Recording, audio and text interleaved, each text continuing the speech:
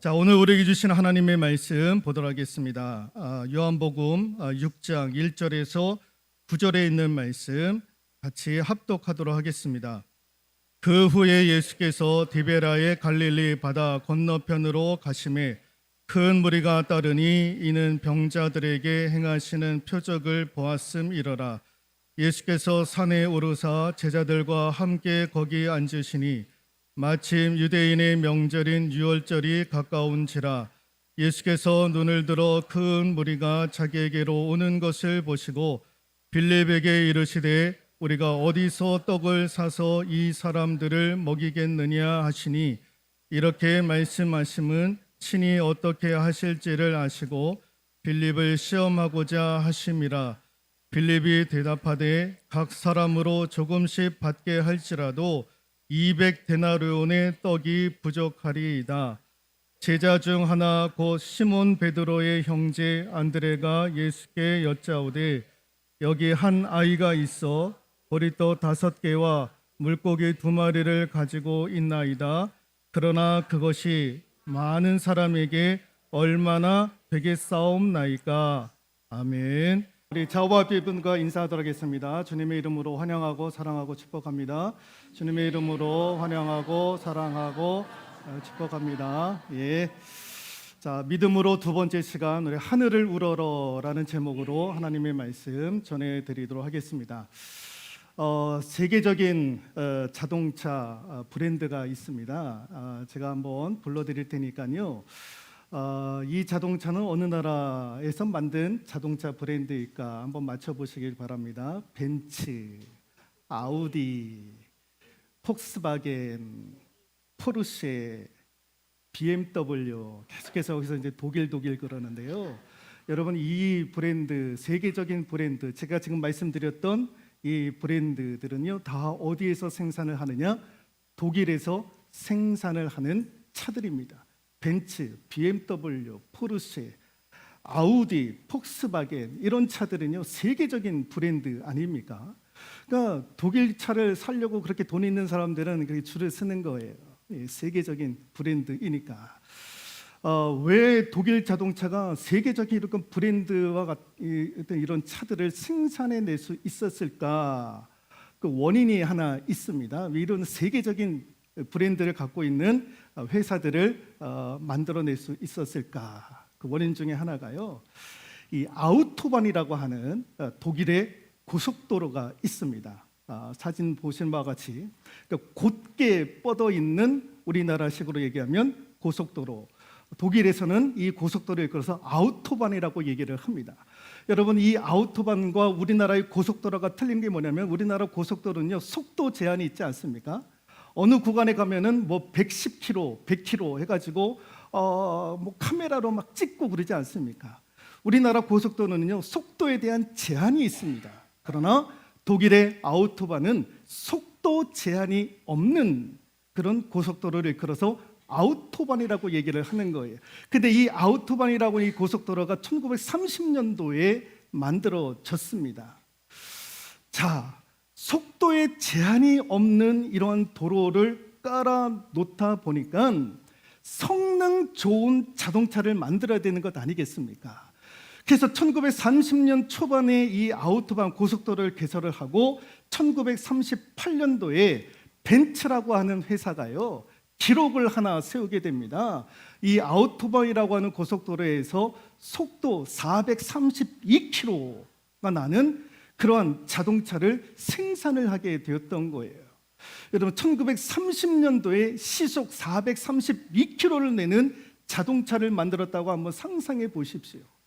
지금도 그렇게 속도를 내는 자동차 쉽게 볼 수가 없을 텐데, 여러분, 그 당시에 벌써 독일은요 그런 속도를 내는 자동차를 만들어냈다라는 것입니다. 여러분, 아우토반은요 속도의 한계가 없는 곳, 속도의 한계가 없는 고속도로, 그것이 아우토반입니다. 한계가 없다라는 거예요.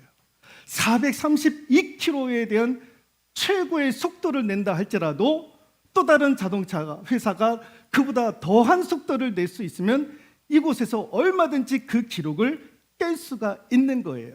이전에 세웠던 그 기록들은 다 깰 수 있는 곳, 그곳이 어디냐? 아우토방이라고 하는 이 고속도로인 거예요. 여러분, 인생도 마찬가지입니다. 사람도 마찬가지입니다. 사람은 한계가 없다, 인생은 한계가 없다라고 하시는 사람들이 한계를 넘어서는 거예요.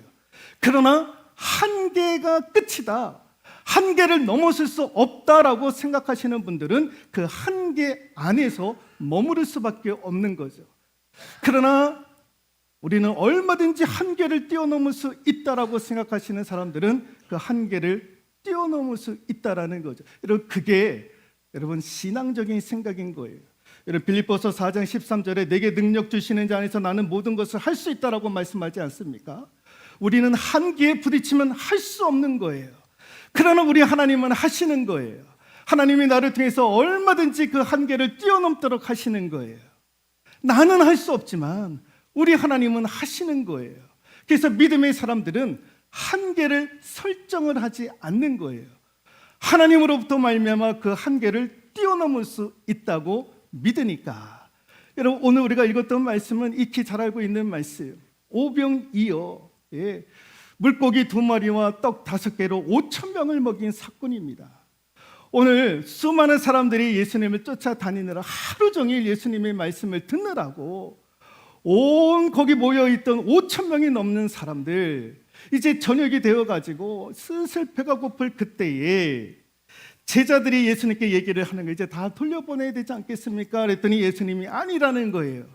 그러면서 예수님의 제자 가운데 빌립이라고 하는 제자에게 이야기를 하시는 거예요. 우리가 어디에서 떡을 사가지고 이 많은 사람들을 먹일 수 있겠느냐라고 질문을 했던 거예요. 근데 예수님의 제자 가운데 가장 머리가 똑똑하고 머리 회전이 빨랐던 사람이 누구였느냐?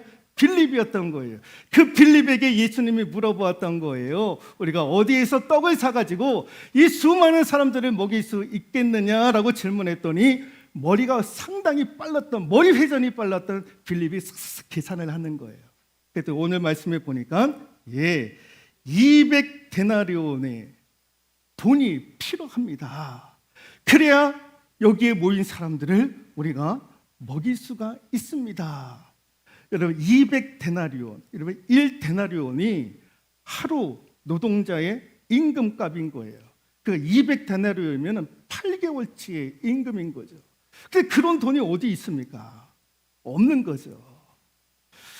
또 하나, 오늘 안드레라고 하는 제자가 등장을 하는데, 이 제자가 어느 소년이 가지고 있었던 도시락, 물고기 2마리, 떡 5개인 도시락을 가지고 왔던 거예요. 어느 소년이 자기가 먹으려고 이 도시락을 싸왔는데, 주님, 이건 저한테 전달해 줍디다. 이거 가지고도 우리가 얼마나 이 많은 사람들을 먹일 수 있겠습니까? 라고 예수님 앞에 얘기를 했던 거예요. 그러니까 여러분, 빌립과 안드레는요, 생각을 했던 거예요. 아, 이게 이제 우리의 한계다. 돈도 없고 이 소년이 가지고 왔던 이 도시락, 이걸 가지고 어떻게 5,000명이 넘는 사람들을 먹일 수 있겠는가? 그게 이 제자들의 현실이었던 거예요. 여러분, 그렇죠. 돈도 없고 어린아이가 먹을 그 도시락을 가지고 어떻게 5,000명이 넘는 사람들을 먹일 수 있겠습니까? 그건 불가능한 거죠. 이건 상식적이고 합리적인 거예요. 먹일 수가 없는 것입니다. 불가능한 거죠. 자, 여러분, 여기까지 오게 되면 여러분, 빌립이 그렇게 계산을 했고 안드레도 그렇게 얘기를 하게 됩니다. 자, 계산기를 다 두들겨 보니까 이거는 이제 안 되는 거예요. 불가능한 일인 거예요. 자, 그러면 우리는 그렇게까지 판단을 하게 되면 더 이상 그 어떤 것도 시도하지 않는 거예요. 계산을 다 두들겨 봤더니 이건 우리가 할 수 없는 거예요. 이건 우리 하기에는 불가능한 거예요. 그러면 어떻게 돼요? 그 순간부터 우리는 더 이상 시도도 하지 않고 뭘 하려고도 하지 않는다라는 거예요. 쉽게 포기한다라는 거예요. 여러분, 이런 모습들이 저와 여러분들의 모습인 거예요. 빌립과 안드레의 모습. 다 합리적으로, 이성적으로 다 머리를 굴려봐가지고 안 되면 안 된다, 이건 어렵다라고 생각을 하는 거예요. 야, 이건 이래서 안 되고 저건 저래서 안 되고 나는 학력이 안 되니까 안 되고, 우리 부모님이 가진 게 없으니까 나는 안 되고, 다 머리를 굴려봐도 안 되는 것뿐이에요. 다 안 되는 거. 내가 할 수 있는 건 내가 머리를 굴러보고 계산을 해봐도 다 안 되는 거예요. 안 되는 거. 중국의 최고의 부자 가운데 한 사람이었던 알리바바라고 하는 전자상거래 플랫폼을 창업했던 마윈이라고 하는 사람이 있습니다. 이분이 그 회사를 창업을 해가지고 10년 만에 최고의 회사로 만들었고 최고의 부자로 등극을 하게 되었던 것입니다. 이분이 이런 얘기를 합니다. 무슨 얘기를 하냐면은 세상에서 가장 같이 일하기 힘든 사람이 누구냐? 가난한 사람들이다. 이분이 창업을 하고 사업을 하면서 느낀 것 가운데 하나가 뭐냐면은 세상에서 가장 같이 일하기 힘든 사람은 가난한 사람. 여기서 말하는 가난한 사람은 돈 없는 사람을 의미하는 것이 아닙니다. 이분이 말하는 가난한 사람은 머리가 똑똑한 사람, 머리 회전이 빠른 사람, 계산이 굉장히 확실한 사람들, 이런 사람들하고는 같이 일하기 힘들다라는 거예요. 이런 사람들에게 여보시오, 우리 장사 한번 해봅시다. 그러면 뭐라고 얘기를 하느냐? 내가 가진 돈이 별로 없는데요. 그렇게 얘기를 한다라는 거예요. 자, 그럼 큰 사업을 한번 해봅시다 라고 얘기를 하면 뭐라고 얘기하느냐? 이분들은 돈이 없어서요. 돈이 없었어요. 새로운 것을 그럼 같이 한번 시작해 봅시다. 그러면 이분들은 뭐라고 얘기하느냐? 경험이 없어가지고. 그리고 그 일을 시작하면은 과연 경쟁률이 있을 수 있을까? 이분들은 머리를 굴리느라고, 머리 회전이 뛰어난 분들이니까 다 계산을 해보고 이야기들을 한다라는 거예요. 그래서 이 마윈이라고 하는 사람이 뭐라고 얘기를 하냐면은 머리가 빠른 사람들, 머리 회전이 빠른 사람들, 계산적인 사람들, 이 사람들은요 대학 교수들보다 더 많은 생각들을 한다라는 거예요. 더 많은 생각들을 대학 교수들보다. 그러나 그들이 하는 일은 장님보다도 적은 일을 한다라는 거예요. 장님보다도 못한 일들을 한다라는 거예요. 그러니까 이런 분들은요 도전을 하기 싫어한다라는 거예요. 도전하기 어렵고 모험하기 어렵고 새로운 일을 하기 어렵다라는 거예요. 그러니까 마윈과 같은 사람들은요 이런 사람들하고 일하기가 힘든 거예요. 너무 똑똑하니까, 머리 회전이 빠르니까, 계산을 다 두들겨 보니까. 그러니까 새로운 일, 이런 분들은요 새로운 일도 시작도 안 하지만 실패할 확률도 낮은 거예요. 이런 분들은. 그러니까 여러분 성공하려면은요 뛰어넘어야 되는 거예요. 뛰어넘어야 되는 거. 그 모든 것들을 뛰어넘어야 성공할 수 있다라는 거예요. 근데 이 가난한 사람들은 성공하기가 어렵다라는 것입니다. 여러분 신앙생활도 하다 보면은요 계산적인 분들은요, 머리가 빠른 분들은요 그 신앙의 성장이 더딥니다. 머리 회전이 빠르니까요 이런 성경에 있는 기적들, 이적들, 예수님께서 행하셨던 일들, 과연 그런 일들이 이루어질 수 있을까? 의심하는 거예요. 의심하는. 여러분 믿음의 신앙의 여러분 시작은요 여러분 계산기를 두드린다고 해서 되는 것이 아닙니다. 여러분 계산기 두드려서 안 되면 끝! 그게 아니라 안 된다 할지라도 우리는 어떻게 해야 되느냐? 위를 바라봐야 되는 거예요. 우리의 눈을 들어 위를 바라봐야 되는 거예요. 시편 121편에 내가 산을 향하여 눈을 들리라 나의 도움이 어디서 올까? 나의 도움이 여호와께로소다 라고 성경은 말씀하고 있지 않습니까? 여러분 계산기 두들겨서 안 되면 포기하는 것이 아니라 그때 어떻게 해야 됩니까? 믿음의 사람들은 위를 바라보는 거예요. 산을 향해서 고개를 쳐들어 올리는 거예요. 골로새서 3장에 있는 말씀도 너희가 예수 그리스도로 말미암아 다시 살았느냐? 그러면 위의 것을 찾으라라고 말씀하고 있지 않습니까? 위의 것으로 찾으라는 거예요. 땅의 것으로 찾지 말고 고개를 들어 위를 바라보고 위의 것을 찾으라라고 사도 바울이 고백하고 있지 않습니까? 여러분 오늘 예수님께서 빌립에게 얘기를 합니다. 우리가 어디에서 떡을 사서 이 사람들을 먹일 수 있을까? 빌립이 얘기를 합니다. 200데나리온이 필요합니다. 그리고 안드레가 얘기를 합니다. 어린아이가 먹으려고 했던 이 도시락을 가지고 5천 명을 어떻게 먹일 수 있습니까? 여러분, 해답이 어디서부터 나옵니까? 빌립과 안드레로부터 나옵니까? 여러분, 이 모든 문제의 해답은요, 거기에 있는 사람으로부터 나온 게 아니었습니다. 그 문제가 어디서부터 풀려지느냐? 그 해법은 어디서부터 시작이 되느냐? 여러분, 요한복음 6장 11절에 예수께서 떡을 가지사 축사하신 후에 앉아있는 자들에게 나누어주고 물고기도 그들에게 그들의 원대로 주시니라 라고 우리가 읽지는 않았지만 11절에 그런 말씀이 기록되어 있습니다. 축사를 하시고 그 어린 소녀가 먹으려고 했던 도시락을 가지고 축사를 했다라는 거예요. 그리고 그걸 나누어줬더니 5천 명이 먹고도 남은 일들이 있었다라는 것입니다.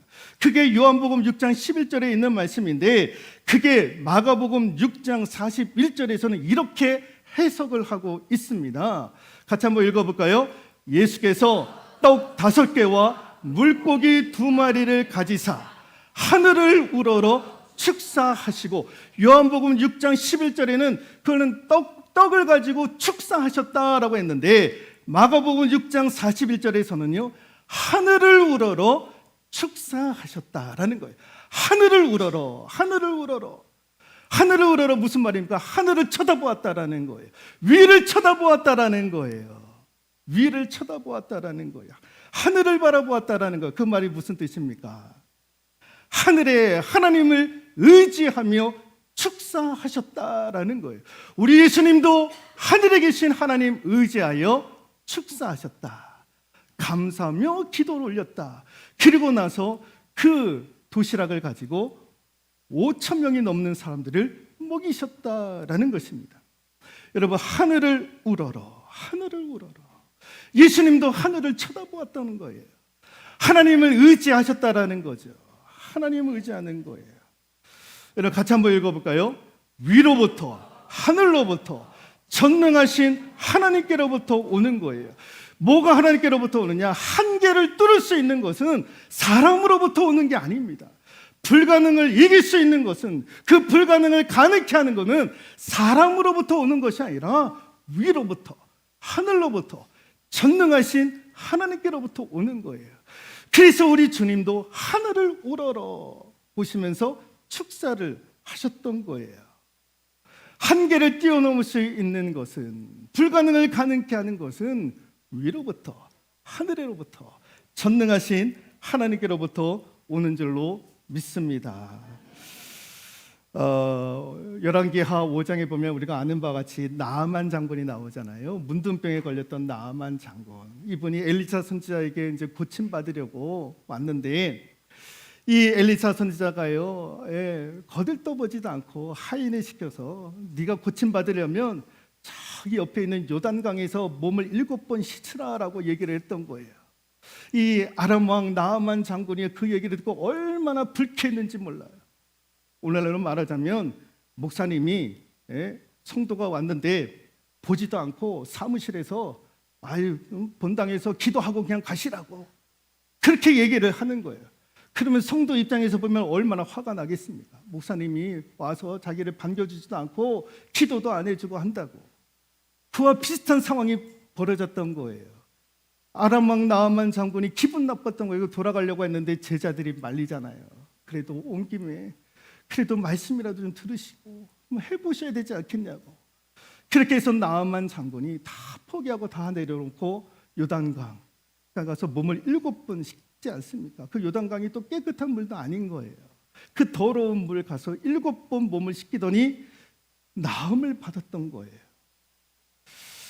여러분, 나아만 장군의 치유는요, 자기의 생각을 내려놓고 하나님이 하신다라고 하는 그 순종으로부터 시작이 되었던 거예요. 여러분, 그 한계를 뚫는 일은 어디서부터 오느냐? 위로부터, 하늘로부터, 전능하신 하나님께로부터 오는 줄로 믿습니다.